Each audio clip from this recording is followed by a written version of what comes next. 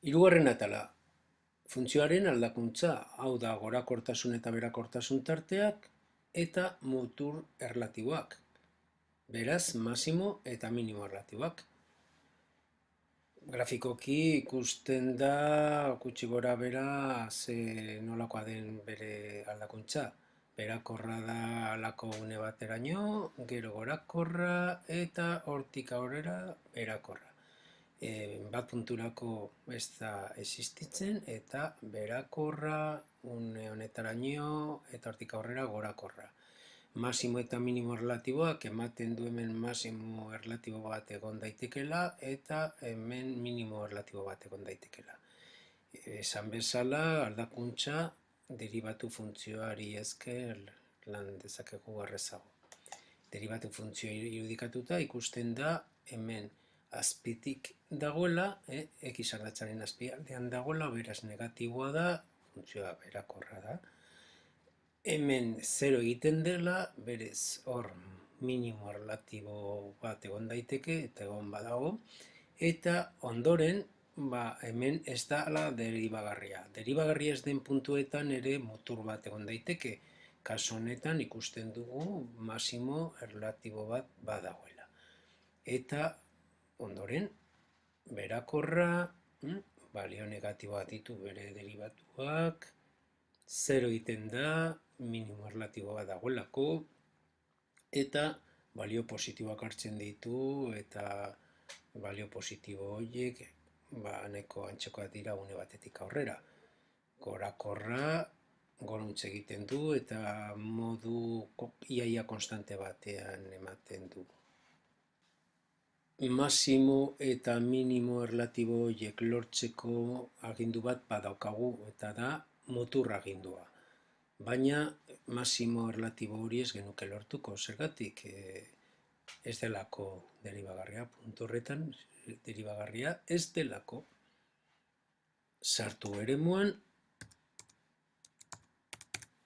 muturrak agindua idatziko dugu, eta muturrak gx funtzioarena dira, eta ikusten dugu minus lau eta lau artean egongo zirela. Orduan, xen balio, zen baliotatik, minus lautik, zen baliotara, aztertuko dugu, lau baliora. Enter sakatzen dugu, eta bi agertzen zaizkigu, A eta B. A izango zen minimo erlatibo bat, eta B izango zen masimo erlatibo bat. Eta x0 denean, funtzioa ez da deribagarria izango, baina badago masimo erlatibo bat. Gxen azterketarekin amaitzeko, kurbadura eta ardatzekiko ebaki puntuak aztertuko ditugu. Kurbadura aztertzea da ahultasun eta galbintasuna aztertzea. Horretako, bigarren deribatuaren grafika irudikatuko dugu. Lehenengo deribatua momentu honetan ez dugu behar. Bigarren deribatu funtzioa, g bigarren x funtzioa da, enter, eta hauxe da.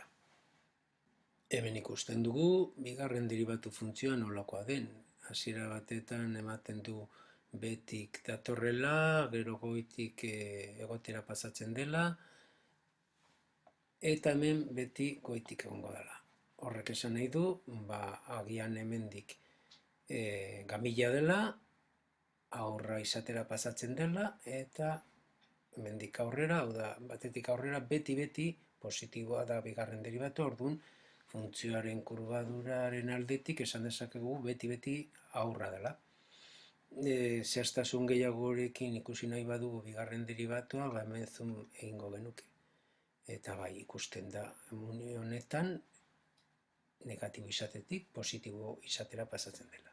Hasierako egoerara bueltatzeko, eskumako botoia, ikuspegi estandarra. Sakatuko berriro, zoom egin beharko genuke funtzioa ikusarazteko. Orduan, funtzioa ganbila izango zen une honetaraino, gero aurra, ondoren ganbila, ikusten dugu bigarren deribatua negatiboa dela, eta batetik aurrera, aurra aurra bigarren derivatua gainean dago, x ardatzaren gainean. Balio positiboak hartzen ditu. Azken atala, x eta y ardatzekiko ebaki puntuak. Bigarren derivatua izkutatuko dugu.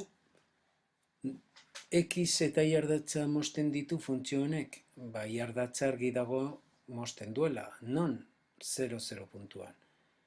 Hori jaztatu halko genuke beti bezala f0 eginda.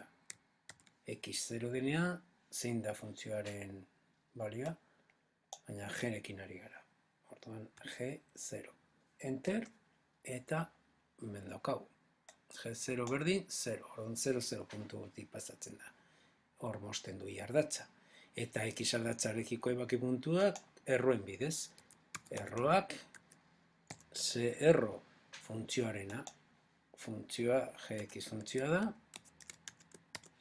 eta erroak egotekotan hemendik egon zitezken, jar ditzakegu